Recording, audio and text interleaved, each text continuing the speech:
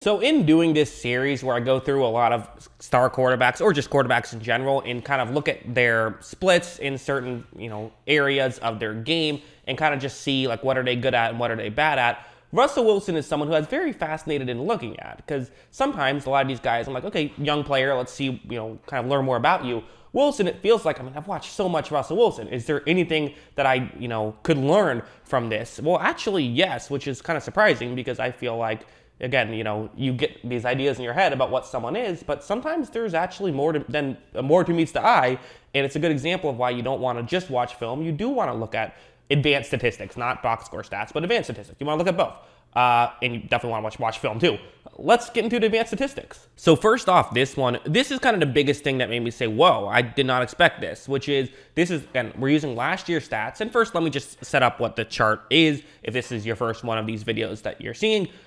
So basically what you're going to look at is where Russell Wilson ranked in certain categories, so like PFF grade or passer rating, and then over to the left, that's how far down the field it was. So 20 plus yards down the field, his PFF grade was 14th best in football. In the 10 to 19 range, his PFF grade was 19th best in football, and his in 0 to 9 range, it was 27th in football. To me, what's most interesting about this is that he seemingly did really good in that 10 to 19 range, maybe even more so than that 20 plus range, you could argue, because like the passer rating was a little better in that 10 to 19 range. Now, the PFF grade wasn't as good. And again, I think PFF grades are cool if you understand what you're looking at. The comparison I keep making is it's more of a batting average. It's how often do you do the right thing. So it seems like he did the right thing a little bit more frequently in that 20 plus yards down the field range. But I think the biggest surprise to me was in the next two categories, big time throw percentage and turnover worthy play percentage. That's what BTT and TWP stand for. You see that there's a big jump in those two categories. He went from 22nd best in the 20 plus yard down the field range to 4th best. So it does a much better job of actually making those impressive plays in that middle section of the field. At least that's what he did last year. Turnover worthy play percentage. He put the ball in harm's way too much. Around mediocre. He was not really great or bad at protecting the football, kind of just in that mediocre range, but he was amazing at it in that 10 to 19 range. So that was fascinating to me. I did not expect that. I would have expected his big-time throw percentage down the field to be much better. And then, meanwhile, in that 0 to 9 range, and also, actually, let me just go back and save real quick.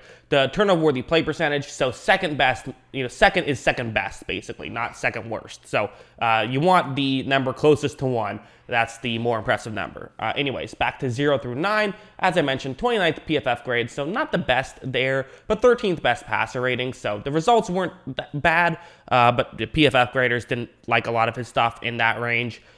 Big time throw percentage is technically first, but it's tied for first due to he was tied with a couple other guys with one big time throw, just because big time throws don't really happen in the 0 to 9 range. Also, turnover-worthy play percentage. They did a pretty solid job of protecting the football in that range. So, actually did a pretty good job of getting big-time throws and not turning the ball over under 20 yards down the field, whereas I kind of think of him as, where he's at his best is throwing the ball 20 yards down the field. Also, something like this is a very fascinating chart, because what do we think about with Wilson? Oh, he's someone who you don't need a great offensive line because he can scramble out and run around. But you look at his numbers last year, they were, again, relatively similar in most categories. There's one notable exception, but, PFF grade under pressure versus kept clean, 20th best when he was under pressure, 17th best when he was kept clean. 4th best passer rating in both categories, 4th best big-time throw percentage when he was under pressure, 9th best big-time throw percentage when he was kept clean. So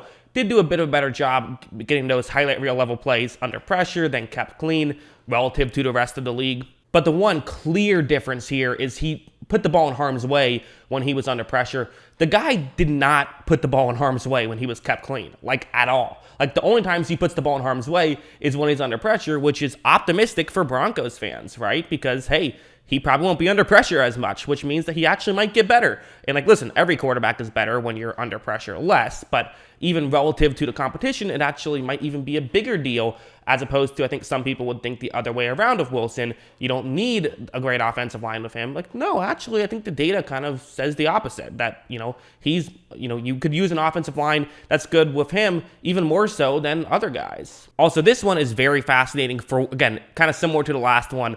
Mostly the same, but with one glaring difference, and this is play action. So you see it right there, the PFF grade. Second best when he was running play action, 28th best when there was no play action. Although pretty much every other stat was close to the same. 6th best in passer rating in both, 9th best big time throw percentage to 6th best play action. So little bit of a jump there actually when he's not running play action. So that's interesting.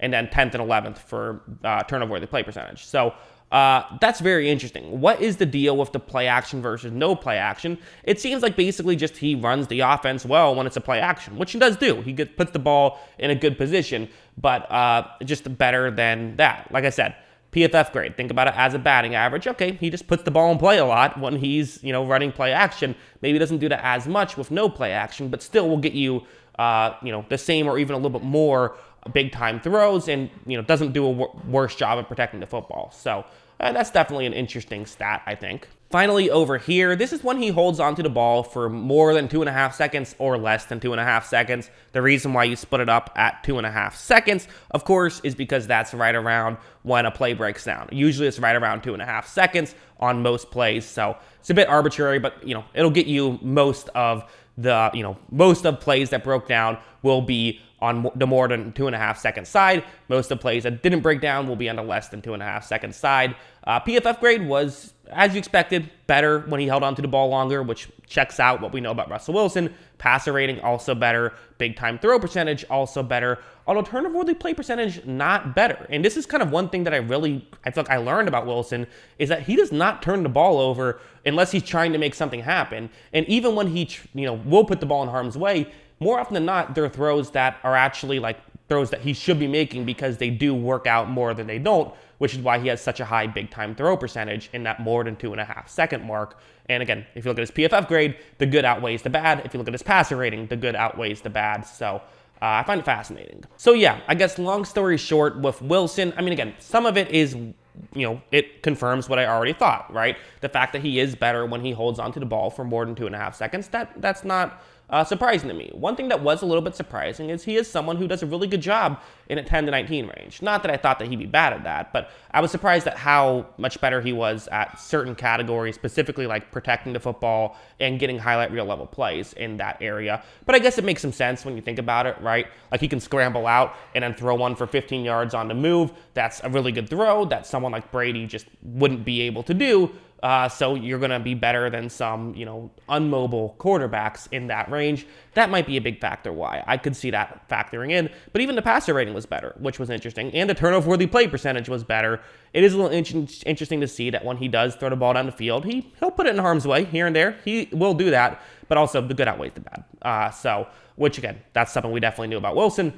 Again, what did we learn from all of this? Like I say with all these videos, you're not really going to get a massive takeaway. You're not going to sit here and say, oh, this player who I thought was great actually sucks. You're also not going to sit here and say, oh, that player who I thought sucked is actually great. Like, that's just not what these things do. What it does do is just gives us a better idea of who the player is, or at least who they were the last we saw of them. Because again, we're just talking last year's data with Wilson, which, he's played a lot of years. You can find, years worth these things will be different. So I find it interesting, but I think the biggest takeaway for me is like, the fact that his turnover-worthy play percentage is so good when he's not under pressure, with a better offensive line with the Broncos, which, listen, I mean, they're not the best offensive line in football, but they're good. They're solid, I think, and certainly an upgrade from what he had in Seattle. You put him in that situation, I do think we could see an interesting situation with Wilson. I do think that he could improve, in just getting less turnovers, which has always kind of been something that's part of his game. It's always seemed like he's been a, guy who will get you a lot of yards, a lot of touchdowns, but, isn't afraid to turn the ball over here and there. Well, maybe part of that is because he's under pressure a lot. So we'll see, but that's kind of a theory I have. So anyways, what do you guys think of all of this? Let me know in the comments below. Always love hearing from you. And of course, as always, Thanks for watching.